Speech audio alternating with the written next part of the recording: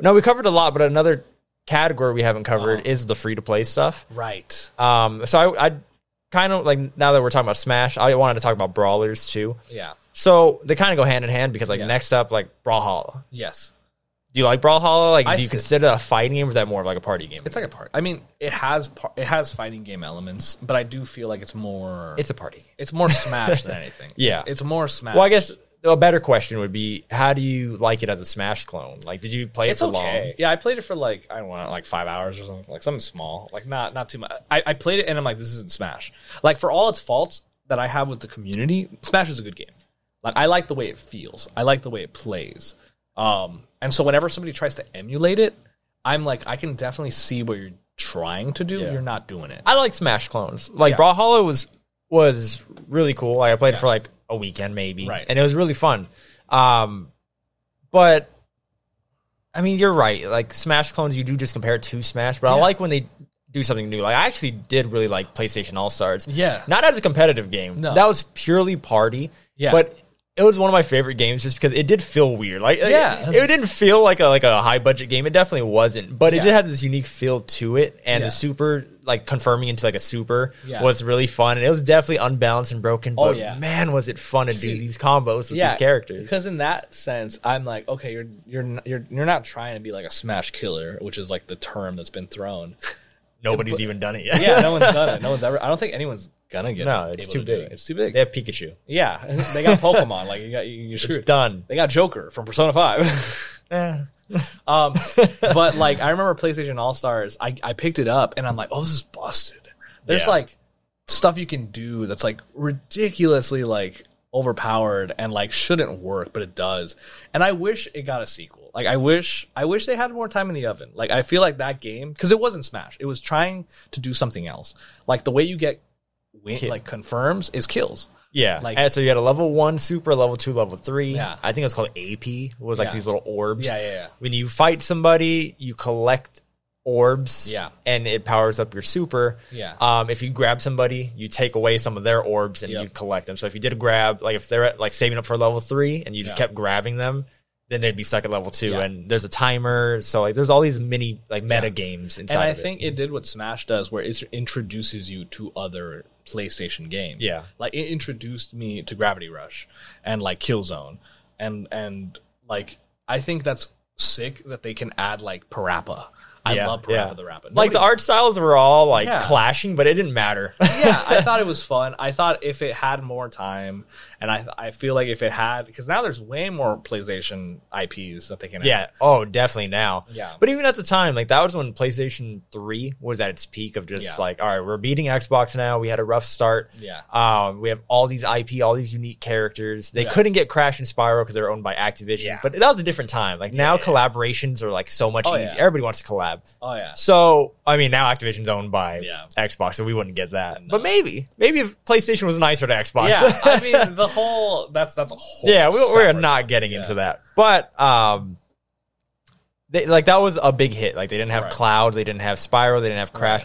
But regardless, like, that was when PlayStation Love was like at like part of its peak. That did go into the PS4. Yeah. But nobody bought it because there's all these PlayStation fans out there. Even like my friends, I was giving Augie and Saul shit, or just like at the time, it was like, oh yeah, you guys are big PlayStation fans, huh? But you're not buying the game. Yeah, you didn't buy PlayStation All-Stars, but it's because it's a fighting game. And going back to our whole thesis, you know, like casuals don't like to lose. Yeah, because I know with free-to-play games, it's a lot easier to get someone to download it and to be like, hey, just run a couple sets or just play a couple games. You know, I know right now they're not free, you know, but they're free. Like, they're free. They're free for entry. Yeah, like, they're free. Like, that game's going to go on PlayStation Plus. Which one? Like, the PlayStation All-Stars, it went on PlayStation Plus, like, a couple months after. And then, like, Nickelodeon All-Stars, you know, the other one. That one went on PlayStation Plus and Xbox Game Pass like a couple months after. Right. Like, there's some games, after I spent $40. I bought that one too because it looked cool. Yeah. Like, there's some games where you're like, this is definitely a game that's going to go free to play. Or they want to be free to play. I remember Multiverses. Is that on the list? Well, it's free to play, but I wasn't going to bring it up. So Multiverses was like, it's dead as of right now. They're going to revive it, give it a second life, which I think is probably the best thing for them. Yes, I definitely think it needed more time in the oven. But it had such a hot launch. Like, everybody played that shit. And that's because it was free to play. Like the concept of free to play is such a casual like what's the word? It's like honey for bees. Like it's like a bait. Like free to play is so easy to get your friend to play. Oh yeah, to get your buddies to get into. I got my brother Augie, who doesn't play fighting games, to get into multiverses, and me and him were having so much fun. Like he was telling me to get on and play multiverses. And one, it's a party game, but two, it's free to play, and it's the biggest barrier for entry is that you have to pay $60 to suck at a fighting game for a couple weeks. You know, like that's the worst. And so I'm glad that there's more free to play stuff. I know, but specifically fighting games, like yes, okay, especially fighting games, because it's a great way to get casuals into the game and to get them to learn fighting games. Like Project L is going to be free. Like it's a 2v2, and it's one of those things where it's made by Riot, so it's made by the same guys that made League of Legends. And so there's going to be some issues because have you ever played League of Legends? No. It is the most toxic fan base I've ever been a part of. It is.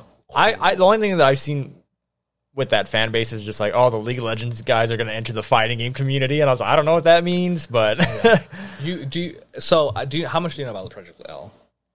So so to answer your question, you asked me like an hour ago. I've been following like all the stuff that you put in the group chat. Like I think I've seen everything. Right. So it's a 2v2 where two players play at the same time. So and like not even that, like just the accessibility, because one, it's free to play. But two, it's a 2v2 fighter. But not only is it two players versus two players, it could be two players versus one. Yep. And I'll be controlling both. Yep. You know, people on my team versus you and like a friend of yours. Yeah. So it could be a 1 versus 1 fighting game in terms of players, because no matter what, it's a 2v2 fighting game. But it could be 1 versus 1, 1 versus 2, 2 versus 2. Yeah. Just like, I guess accessibility is like the wrong term, because now that goes, you know, we use that term for like handicap stuff, you know? But it's just, I guess, it works. It works. Yeah. It's just more accessible to casuals. Yes. And I think this is it, because it's very tricky, because I think free to play is fine. I think getting people to play is fine. We're about to hit something that I've never seen. I think. What do you mean? Why did you drop that combo, Gabe? Oh yeah. And that's the thing. Like other fighting games have done this whole thing. Like Mortal Kombat 9 did the 2v2 thing, and that was that was because I know what you're talking about. That was like a party thing. Yeah, exactly. I was about to say it's a bare bones. It wasn't like, oh, we have these deep systems, nothing. No, this is a 2v2 fighter baked into the game. And the fact that you're going to play online, and it's going to have rollback, so it's going to have great online, and it's free to play, and so many casuals are going to be on there, and there's going to be so much toxicity within your own team. Dude, I've never been, because I've seen it happen. I've seen fighting game players be like, oh, he's spamming. He's spamming the same move over and over again. But that's like something that you have to understand. You're gonna learn it. You're gonna learn that, hey man, jump. Yeah. Hey, block. Like that's something that you can learn. In Overwatch, in League, in Valorant, in like Call of Duty, in Dead by Daylight, there are 4 other people next to you. There is the other next to you. When we lost, why did we lose? I can't wait to hop in there with you, though. Oh, God. Because, sure, there's that toxic element, but that's where your mind went. Yeah. My mind went where, like, I can't wait for George to pop him up in a combo. He tags me in, I get him in the air, tag George back in, and he hits him with, like, a super, like, just, like, the teamwork. This is, like, the first game where you need a lab with a friend. Yeah, that's crazy. I think it's a much necessary kind of thing that we need to experience as like a fighting game community, because I thought you meant us as friends. Like we need to go through this together. I think it'd be fun. I know me and you can hit the lab. We'll talk shit to each other, but I don't think we'll actually. There will definitely be a moment where if you drop a combo, I'll be like, we could have won. Yeah, we had that shit. So I'm sure, you know, because we're good friends. Yeah. We'll be fine. Yeah, of course. It's gonna kill some friendships. I know it is. Can you believe how this is gonna be competitively? Like, I think because that's the thing. Because I'm like tasty to the toxic shit. Because like that's something that like I like when, you know, in League. There's like it's toxic, right? It's super toxic and I hate it. But there's something really kind of funny when the toxic player gets his shit kicked in.